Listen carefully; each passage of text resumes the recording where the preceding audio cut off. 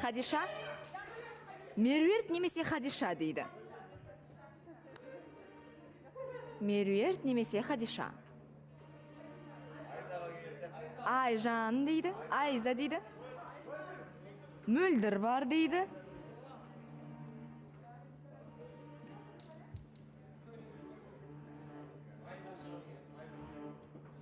Онда таңдауды азайтайық шеңберін.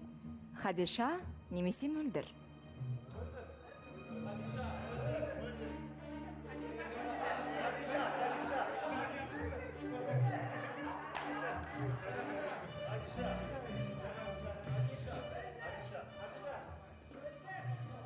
Жігіт танысу үшін. Мөлдірді таңдады.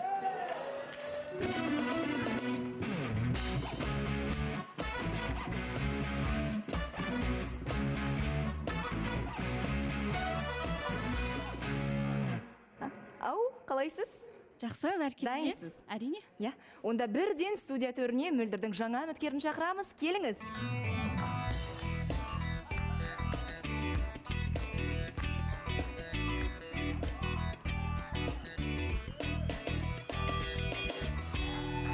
Қош келдіңіз, жайғасыңыз. Я, есіміңіз? Дастан. Дастан мырза, қай жақтан келдіңіз? Талдықорған қаласы. Талдықорған қаласы, түсінікті. Сіздің толық жасыңыз? 29. 29-да. Неге Мөлдір? Мен енді постоянно сіздің нелеріңізді қарап отырып, өзім ойладым. Может, Мөлдір екеуміздің характеріміз бір сияқты өзім. Мөлдірмен мінезіміз ұқсас дейді, түсінікті. Бұрын соңды отбасылы?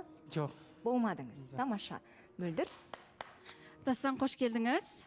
Мына жақта енді қатысушылардың реакциясын түсінбей отырмын. Қай жақтанмын дедіңіз? Талдықорған. Талдықорған. Осы жерге мені таңдап келгеніңізді ата-анаңыз, туған туыс жақындарыңыз біледі ме? Менің әке-шешем де жоқ. Мен өзім жалғызбын. Иманды болсын, ренжімеңіз. Қазіргі таңда немен айналысасыз? Мен саудамен айналысамын. Сауда? Алып сату? Жоқ, алып сату емес, өзім фирманың товарын өткізесіз? болатын. Сол кезде елдерден естідім, что басқа жігітпен жүріп жүрдім. Оған мен өз басым сенген жоқпын. Кейін қайттан Талдықорғанға оралдым. Өз көзіммен жеткеннен кейін барып енді екеуміз айырылысуға тура келді. Қазіргі таңда қайда тұрасыз? Алматыда, Талдықорғанда? Талдықорғанда. Талдықорғанда. Қазір осы жерде қайда тоқталдыңыз? Мен Талдықорғанға кетемін. Кетесіз? Бізде барлығы жақсы болып таныстық жалғасып жатса, сонда Талдықорғаннан келіп кетіп жүресіз ба? Ода тұрған ештеңе жоқ. Мен ойлаймын өз басым. 2,5 сағат дейсіз ғой, көлікпен. Тағы бір сұрақ, қызғаншақсыз ба? Жоқ. Мен ештеңеден қызғанбаймын. Қызғаныш мен өз басым ойлаймын, ол сенімсіздік. Жанахан, сұрақ қойсам болады? Иә, Айза. Қош келдіңіз. Қарасақ, сіз бір өте сабырлы адамға ұқсап тұрсыз. Өзіңіз мінезіңіз сипаттап бере аласыз ба? Мен мінезім осындай деген сияқты. Мен мінезім не болғанмен де, мысалы, жаңа сіз айтқандай. Бірақ көп нәрсені мен өзім жинай беремін ішке қартай. И бір күні мысалы болады момент, что атылып кетем. Сол кезде енді бүткіл нем шығады ғой, былай айтқанда. Ассалаумағалейкум, қош келдің бауырым. Енді жаңа түсіне алмай қалып жатырмын да, мен 2,5-2 сағат болған күннің өзінде, мысалы қазір эфирден кейін кеш батып қалды же. Кездесу кеш, яғни 1-2 сағат жолығасыздар, сөйлесесіздер. Содан кейін сразу Талдықорғанға шығып, одан қайтадан азында келіп сөйтіп әуре болып жүрсіз ба, әлде қалай деп жатқан сияқты? Мен өзім қалай десем екен, жұмысым Талдықорғанда, мен жұмысымды тастап кете алмаймын. Бас көз болатын адам керек, жұмысқа? Өз-өзіңізге қиындық тудырмай ма деген ғой айтпесем. Мен кезінде осы Алматыда жұмыс істеп жүріп, Талдықорғанға барып жүргем. Жоқ, менде өгей әкешем барып көмек беріп тұрады. Дәл қазір сіз сол кісілермен тұрасыз ба? Жоқ, мен қазір бөлек шығып кеттім. Бөлек шықтыңыз. Кезінде енді мен бір-екі үміткерлерім де болды ғой, жұмыс басты болып келе алмай қалған кездері. Сондай болып ертең сізді таппай қалмаймыз ба? Жоқ, қорықпаңыз, ол жағынан қорықпаңыз. Ізбасар мырза? Енді қош келдің бауырым, өте қуаныштымын. Мен сен жаңа айтып жатсың ғой, енді екеуміз мінезіміз бірімізге сай дейсің да. Мен тегі сен байқауын, сен Моля сияқты мінезің бар ма? Моля мысалы жұлқынып отырады, барлық жерде өткір пікір айтады. Мен сенің қазір қарасын бір биязы жігітсің, ешқандай қатты нең жоқ. Енді қалай сен екеуің бір-біріңмен мінезіңді салыстырып отырсың, бірдей деп? Или сенде мүмкін қатты ашушаңдылық бар ма сенде? Ашушаңдылық бар, енді ол көп нәрсемен шығара бермеймін оны. Енді бірақ ол бар. Бар болғанда енді мынандай ғой, қазір мен саған қарап отырып, қазір онда ашуды мен вообще шат деп ойлаймын. Қалай десем екен, Ізбасар енді кіре салып мына жерде мінезін көрсетпейді ғой. Жоқ, енді мынандай да адамда былай қарайды, қара. Мысалы, адам кірген кезде кішкене адам барлық түр әлпеті, болмаса бір дене бітімі болмаса, кішкене сәл өзінің мінезін сипаттайтын кездер болады. Ал бұл жігіт кәдімгі сабырлы, онда ешқандай несі жоқ сияқты деп ойлаймын. Жоқ, Ізбасар, енді мен де сыртқа шыққан кезде жігітім қасына биязы, сабырлы болып қаламын, соны сезіп айтып жатқан шығар енді. Қойшы, Моля, мынау енді өтпеді енді, Моля. Жоқ, Ізбасардың пікірімен келіспеймін, өйткені адам түріне қарап айта алмайсың вообще. Әрине. Мынандай мақал бар ғой, малдың аласы сыртында, адамның аласы ішінде дейді ғой, сол себепті түріне қарап ондай бір нәрсе құрастыру қиын бұл. Хоть сіз психологты бітірсеңіз де бәрі ондай нәрсе құрастыра алмайсыз. Жоқ, құрастырамағанда мен психологты нетпеймін, бірақ мен өзім тума психологпын да мысалға. Ал оқыған психологтар болады, тума психологтар болады. Сен оны шатастырма. Ізбасар қарашы енді, кірді да, енді ашуланып келіп отпайды ғой, мен мінезім бар екенін көрсетемін деп отпайды. Адамды былай жігіттер былай салыстырайықшы, өмірге тіке қарай қараңдар. Адам кірген кезде отырысынан, движениесінен деген нәрселер көп қой мысалға. Көп адам отырған кезде, мысалы сен оны дәу үлкен жігітке бүйтіп отырса, негізі өмірде сабырлымын деп айтса, мен былай ашушаң болсам, болам дейсің, мен сенет дедім сіз барлығын тек қана физикаға тіреп тастадыңыз. Енді Диана ханым, мен оқымаған психологпын ғой. Сол сіз оқымаған психолог екенсіз енді тума талант ондай да дарын сізде жоқ сияқты. Жоқ, Диана ханым, егер де жаңағыдай болып отыратын болса, айтатын еді, сен не өзінше болып отырсың, төр менікі деп отырсың ба деп, солай тағы шығатын едіңіздер. Өзіңіз бір ашуын шығарғыңыз келіп отыр. Жоқ, мен ойлаймын, адамды қайтадан физикалық жағынан сынау, ол кемсіту сияқты адамды. Сен мысалға бойың кішкентай, сенің денең қатты бір алып емес, демек сен мінезді жігіт бола алмайсың деген ұстанымға келіп тіреп тұрсыз ғой сіз. Ал ол менің пайымым бойынша қателеу. Жоқ, Диана ханым, ол қателік емес, енді мен көптеген жігіттермен араласам ғой, бірақ енді мен оны кәдімгідей ұйытқа түсіріп тастап жатқан жоқпын. Кәдімгі адам болмаса, қазір эфирдегі адамдар көріп отқан шығар енді. Өзі кәдімгі енді дене бітімінің өзі кішірек қой енді. Енді мінезі таудай деп те айтпаймын енді. Ал сөйлеген сөзінен бір-екі сөзінен білуге болады адамды кішкене. Ізбасар, сен қазір мынандай Кешірім сұраймын, Дастан мырза. орыста бір мақал бар, в тихом болоте черча водится деп ше. Кейбір адамдар бар, мысалы, сіз қазір соған тіреп тұрсыз ғой, былай айтқанда ше. Мен қазір былай отырғанмен, мысалы, жай қарапайым отырғанмен, әрбір адамда бір минус болады. Мысалы, мен мысалы өзімді примерно сөйтіп ойлаймын, что мен бірақ менің ішімде де болады, мысалы, сабырсыздық. Мен сенде сабырсыздық жоқ деп жатқан жоқ.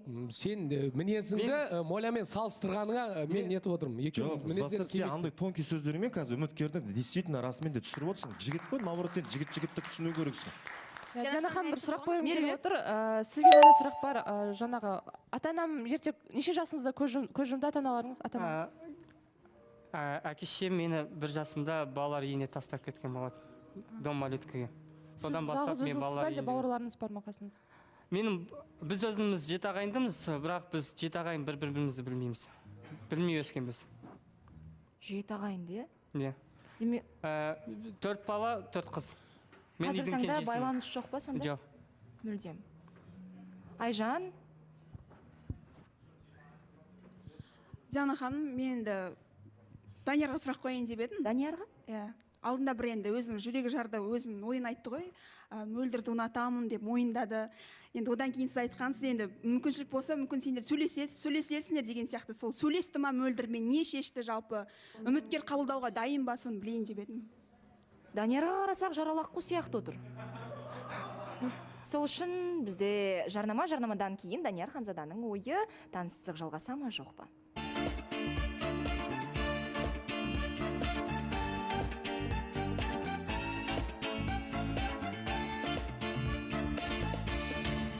Қосылайық жобасы бізде жаңа үміткер таңдау мөлдірге түсті. Ал Айжанды мазалап жүрген сұрақ 2 күннен бері Данияр Ханзада неге әлі де үнсіз дейді, мөлдірмен не шешті дейді. Ал жаралаққу? Жоқ, жаралаққу емес мен де. жарайды, жаралы арыстан. Мен енді өзімдігін айттым ғой Диана ханым алдында. Иә. Өзім ішімдегін енді. Енді бұл жерде енді қыз тарапынан енді жоқ деген нәрселер болып жатыр ғой енді. Отбасы жағдайына байланысты. Енді үміткер келіп жатыр екен, енді бақытты болып кетсін. Мен де өз үміткерімді күтемін. Егер мөлдір үміткер болып келсе, Нұрыстан Нұр болып келеді негізі. Мөлдір, сізде ондай жоспар жоқ па? Әрине жоқ. Әрине жоқ дейді. Данияр, сен сонда осылай жеңіл беріле саласың ба? Неге добиваться етіп көрмеске мысалға? Сен ханзадасың ғой кәдімгідей. Жоқ, енді мен не істейін бар, мөлдірдің аяғына барып жалынайын ба? Бұл жерде түсінгенімдей мөлдір ғана емес, мөлдірдің отбасы да қарсы ма? Иә, Диана ханым, мен өзім айттым ғой, осы жерде сезім жоқ деп қатысушылар қайта-қайта қоса бергеннен кейін, эфирден шыққаннан кейін мен үйімдегілер ренжіді. Неге сені олай қоса береді? Болмайды деп кәдімгідей ұрысты маған. Мен айттым, бізде ештеңе де жоқ, болуы да мүмкін емес деп. Солай мен өз үміткерімді күтемін. Олай қатысушыларға айтқым келеді, тағы да олай қоса берудің қажет жоқ. Бізден ештеңе шықпайды, шығу да мүмкін емес. Мен осы жерде айтып өтейінші. Сима? Иә, ал немесе әке шешең қарсы болмаған кезде бірдеңке шығатын ба еді? Шықпайды деп айтып тұрмын ғой. Осы жерде ізбасарға айтып өтейінші, психологпын дейді. Егер сіз психолог болатын болсаңыз, адамның мінезіне болмаса адамның көңіліне тимейтіндей сөздерді тауып, адамның кінәсін де тағалатындай сізде қасиет болу керек. Бұл жерде сіздің оқымағандығыңыз көрініп тұр. Енді келіп отқан үміткердің психология мамандығын оқымағандығыңыз деген айтқым келіп тұр. Енді мен сөзім аяқтап алайыншы. Қоя тұр сенге басқа сұрақ қой, қазір әңгіменің дәмін кетіресің, тыныштықта. Мен болсам көңіл етеді, не айттым? Енді мен сізге айтайын, не тиетіні. Бұндай үміткердің жағдайындағыдай жігіттер, өмірде менің көргенім, олар бұзық, жаңағы баратқанын балтасын келатқанын кетпен алады да, бірақ өмірде келген сынақтарға тесініп қалады. Ал биязы осындай жұмсақ жігіттер болады да, бірақ өмірдің тосқауылдарына, өмірдің қиыншылықтарына дес беріп, өзі аяқтан тік тұрып дегенін жасайды. Жоқ, мен ешқандай жасауына, мен ол жағына ешкене деген жоқпын. Бұл маған қызық болған сұрақ, біздің мөлдір екеуміздің мінезіміз бірдей екен деді. Мен соны түсінбей келгеннен кейін жай сөйлеп отқанға ойладым. Қандай мінезің бірдей болды? Мен ешқандай лишний артық кеткен жоқпын, айтқан жоқпын. Ізбасар, оны сен мен түсінбей ақ қойық, екеуі түсініп алса болды ғой. Енді сен маған не үшін айтып отырсың соң? Сен маған түсіндіріп отырсың. Жігіттер, сабыр, Айза. Рахмет, Диана ханым. Негізінен Данияр Ханзадаға айтқым келеді. Данияр Ханзада деймін да. Ер азаматсыз ғой, Ханзада болдыңыз. Енді менің ойымша, ер азамат сүйсе, ол өзінікін должен добиваться. Қызды он должен добиваться. Если қыз жоқ дейсізде, жоқ до конца бару керек едіңіз деп ойлаймын, менің көзқарасым бойынша. Несіне ер азамат боласыз деймін да, өзіңіз сүйген қызыңызды өзіңізге қарата алмасаңыз, несіне ер азамат болып жүрсің, Данияр Ханзада? Дастан мырза. Есімі Айза. Мен қазір қарап отырмын, иә, сіздерді. Өз басым действительно жаңа айтып кеттіңіз ғой, Айзада дедіңіз, Айза. Айза. Действительно, мен өйткені қанша жаңа сол 3 жыл жүрген қызбен, мен мысалы осыдан 2 жыл бұрын оны көріп қалдым, баласымен. Менде әліге шейін оған сезім бар, бірақ мен уже ойлаймын, болды же, бұзылды.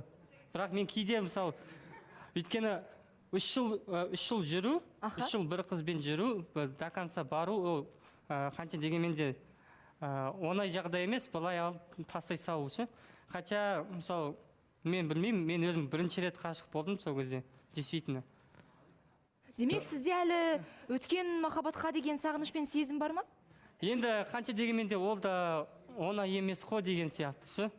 Енді оны тастай, мысалы, болады моменттер, мысалы, кейде мен қазір оны өшіріп тастадым. Бұрын менде телефонда постоянно соны суреттері тұратын. Соны қарайсыз? Иә, қараймын. Қазір мен оның бәрін өшіріп тастағанмын. Бірақ арада 3 жыл болды, 3 жылда қалайша бұл сезім әлі сөнбеді, өшпеді? Енді мен өз басым сондай адам, мысалы, бір нәрсеге нетсем, оны өшіру оңай емес. Мысалы, мен сіздерге бүйтіп айтып кетейін, иә. Мен 16 жасымда әке шешемді таптым. Маған кешір деп жатыр да, көбісі таныстарым. Енді болған жағдай болды, әке шешең кешір. Мен бірде кешіргім келеді, бірде өзіме қатал болып қалам да. Не үшін кешірім? Ол мені тастап кетті ғой деп. Сол сияқты мына қызында ситуация тура сондай болып тұр да. Бір шетінен кешіргім ақ келеді, ұмытқым ақ келеді, бірақ бәрібір сол моменттер ол ұмыта алмайсыз. Может, со временем ол шығатын шығар деп мен өз басым нетемін, бірақ может мен басқа қызбен жүріп отношениям құрылып бәрі айбат болса, может мен сол кезде ұмытып кететін шығармын. Өйткені арада қанша жыл өтті, мен бірде бір қызбен содан кейін уже неткен жоқпын. 16 жасымда мен әке шешемді таптым дедіңіз. Сіз таптыңыз ба, әлде олар сізді іздеді ме? Біз балалар үйінде өскен кезде бізді 16 жасында уже әке шешемізді іздей бастайды. Беру үшін, табу үшін. Ал маған айтқан нәрсе, одан кейін мен тұрдым да айттым, жоқ, мен оларға бармаймын. Просто маған мен өзімді асырайын ба, или оларды асырайын ба. Өйткені шешем ішіп кеткен. Содан кейін маған ол ауыр тиді. Одан да мен бөлек өзімді өзім арғата жетелейін. Құдайға шүкір, өзімді әліге жетелеп келетін. Тамаша. Енді өткен махаббатқа деген әлі сезім сөнбеді деген Мөлдірдің шымылдық ашуына деген кедергісін келтіреме жоқ па? Шымылдық ашасыз ба? Ашып көрейік. Ашып көрейік дейді. Ал шымылдық ашылсын.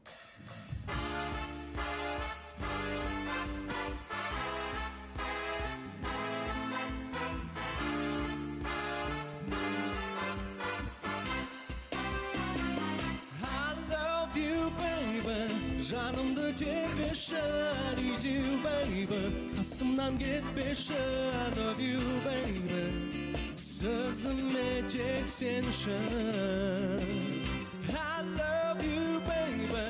Бағымсың берілген, I need you, baby. Болшы тек менімен, I love you, baby. Let me love you, baby.